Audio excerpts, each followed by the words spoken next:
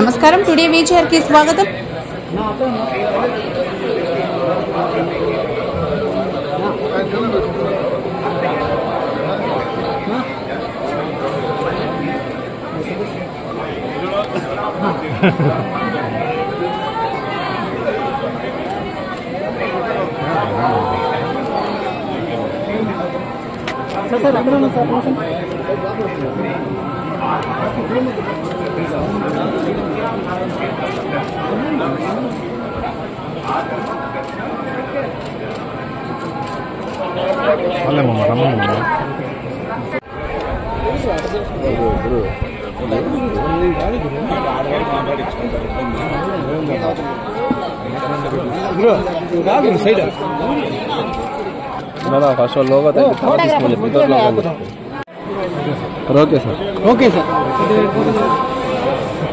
తిరుమల అతి పవిత్రమైన పుణ్యక్షేత్రం. హిందువులు నిత్యం ఆరాధించి స్వామివారి కరుణా కటాక్షాల కోసం ప్రపంచవ్యాప్తంగా ఉన్నటువంటి హిందూ సమాజం అంతా కూడా ఆరాధిస్తుంది.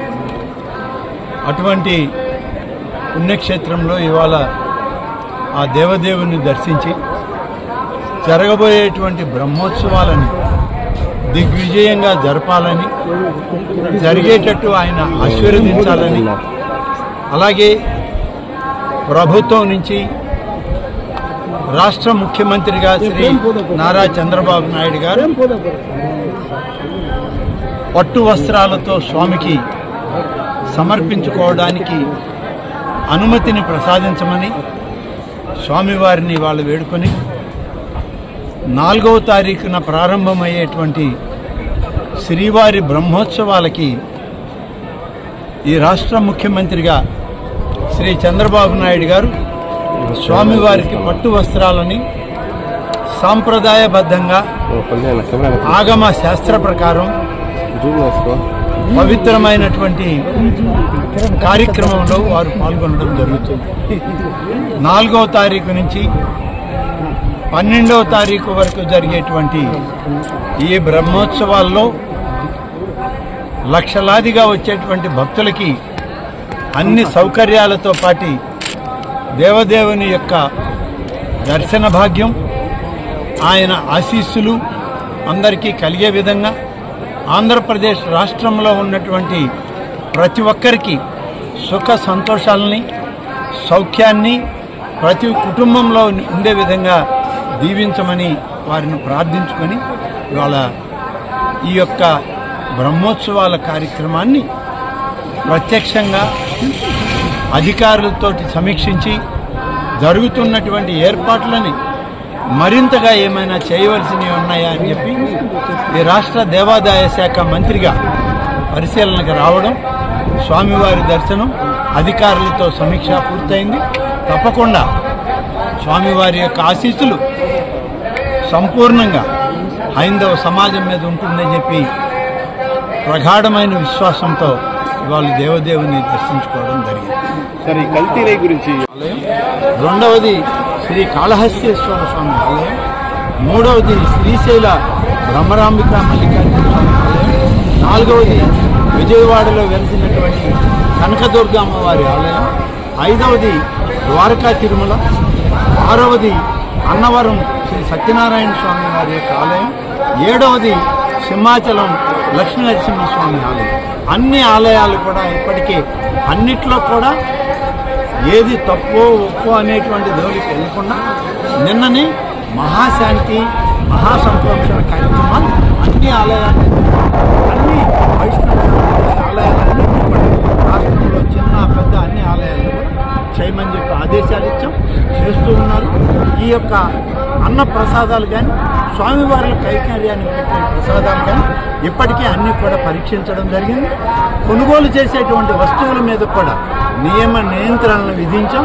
తప్పనిసరిగా అన్నీ కూడా పరిశీలన చేసి పరీక్షించిన తర్వాతనే ఆలయంలోకి తేవాలని కూడా చెప్పడం. చివరిగా ఏదైతే గత ప్రభుత్వంలో జరిగినటువంటి అవకతవకలపై ఇప్పటికీ ఒక స్టేట్ బిజినెస్ విచారణ జరిగింది, దానికి సంబంధించిన ఏమైనా మీకు త్వరలోనే ఆ నివేదిక కూడా రాబోతుంది ప్రభుత్వానికి. నిన్న మొన్న ప్రత్యేకంగా వేసిన ఈ సిట్ నివేదిక కూడా రాగానే అన్నిటినీ కలిపి, అంటే విజిలెన్స్ నివేదికలో ఈ లడ్డు సమస్య రాదు, ప్రసాదాల సమస్య లేదు, మిగతా అన్ని సమస్యలు ఉన్నాయి. వాటి మీద దృష్టి సారించారు అధికారులు. ప్రత్యేకంగా ఇవాళ స్వామివారి ప్రసాదం మీద కూడా సిట్ వేయడం జరిగింది. ఈ రిపోర్ట్లు కూడా వచ్చాక ఒక సమగ్రమైన నిర్ణయం ముఖ్యమంత్రి గారి స్థాయిలో తీసుకోండి. స్వయంగా రాష్ట్ర ముఖ్యమంత్రి గారు మంత్రివర్గ సభ్యులు అధికారులతో సమీక్ష చేసిన తర్వాత ఈ తిరుమల ఆలయం యొక్క ఎగ్జిక్యూటివ్ అధికారి అయినటువంటి శ్యామలరావు గారు, అలాగే అదనపు ఎగ్జిక్యూటివ్ అధికారి అయినటువంటి వెంకయ్య చౌదరి గారు అందరితోటి ఇతర అధికారులతో మాట్లాడి ఉన్నటువంటి నివేదికలను ఆధారం చేసుకొని ముఖ్యమంత్రి గారు ఇప్పటికే సిట్ను వేయడం జరిగింది. దాని కార్యక్రమం అది ఇంకా ముందుకు సాగుతుంది. ఎక్కడ ఏమి జరిగింది అనేటువంటి విషయం ఆ నివేదికలన్నీ బయట పెడతాయి.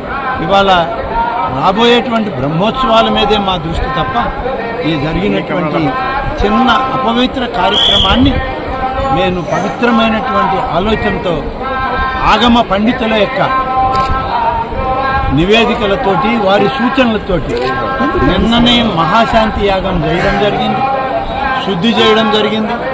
అన్ని రకాలుగా పవిత్రోత్సవాలను గతంలో చేశాం. మనం చెవులతో విన్నాం కాబట్టి తిరిగి మళ్ళీ శాంతి హోమాలు చేసి బ్రహ్మోత్సవాలకి అంకురార్పణ చేస్తున్నాం. కాబట్టి అన్నీ సజావుగా సాగుతాయి.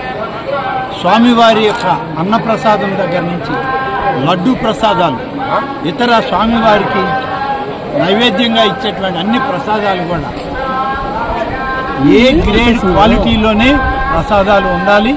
ఏ ఒక్కదానిలో కూడా తేడా ఉన్నా కూడా ఉపేక్షించమనేటువంటి విషయం ముఖ్యమంత్రి గారు ఇవాళకి ఇప్పటికే స్పష్టం చేయడం జరిగింది. అదేవిధంగా అధికార యంత్రాంగం కూడా ఇక్కడ పనిచేయడం జరిగింది. ఎలాంటి అపవిత్ర కార్యక్రమాన్ని తిరుమలలో జరగనివ్వం. జరుగుతుంటే మేము ఉపేక్షించము.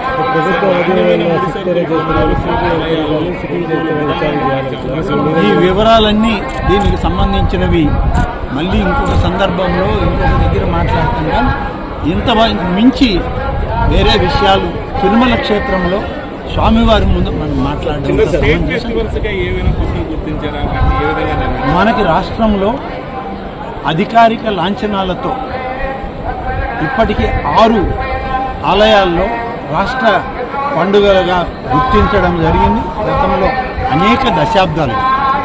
మరొక 2ని కొత్తగా మన ముఖ్యమంత్రి చంద్రబాబు నాయుడు గారు వచ్చాక మరి ఒక 2 కార్యక్రమాలని వారు దానికి రాష్ట్ర పండుగల కింద నిర్ధారించడం జరిగింది.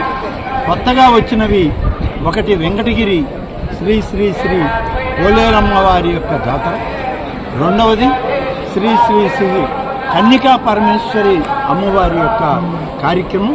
ఇవి 2 కూడా రాష్ట్ర పండుగల కింద నిర్ధారించడం. శ్రీవారి భక్తులు టీటీడీ స్వయంగా ఒక డైరీ ఓపెన్ చేసుకొస్తుంది కూడా డిమాండ్. ఇవన్నీ కూడా రాబోయేటువంటి రోజుల్లో ముఖ్యమంత్రి గారు రాబోతున్నారు. వారితో అధికారులతో కూడా ఇంకా ఎక్కువగా సమీక్ష చేసి అవసరమైనటువంటివన్నీ చేయాల్సింది. ఇప్పటికే చాలా ప్రక్షాళన జరుగుతుంది. అధికార యంత్రాంగం పూర్తి స్థాయిలో పనిచేస్తుంది. ముఖ్యమంత్రి గారి ఆదేశాలను తూచా తప్పకుండా పనిచేస్తున్నారు. ఇంకా కూడా చేయవలసిన కార్యక్రమాలు ఉన్నాయి. ఒక్క రోజులో సమూలంగా గతంలో జరిగినటువంటి అనేక మార్పుల్ని సరిచేసి ముందుకు తీసుకునే ప్రయత్నం ఇవాళ జరుగుతుంది.